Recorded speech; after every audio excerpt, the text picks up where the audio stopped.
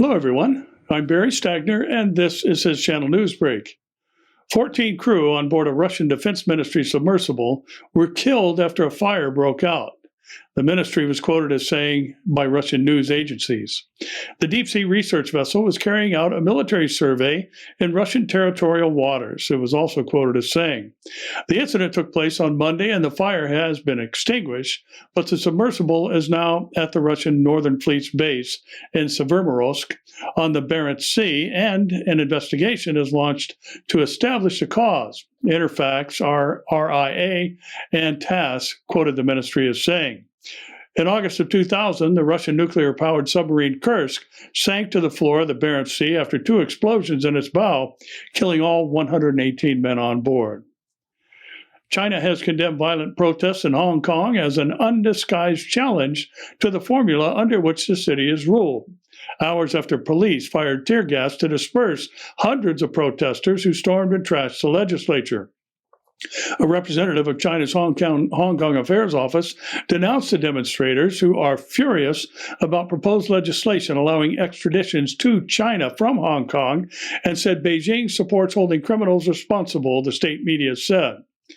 The former British colony of Hong Kong returned to China in 1997 under a one country, two systems formula that allows freedoms not enjoyed in mainland China, including freedom to protest and an independent judiciary.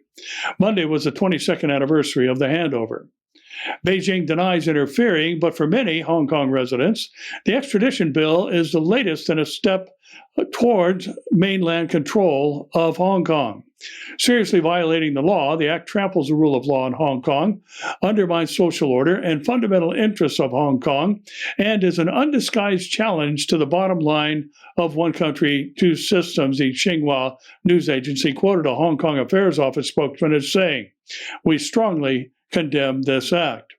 Millions of people have taken to the streets in the past few weeks to protest against the now suspended extradition bill that would allow people to be sent to mainland China to face trial in courts controlled by the Communist Party. Lawyers and rights groups say China's justice system is marked by torture, forced confessions, and arbitrary detention. China has been angered by Western criticism of their bill.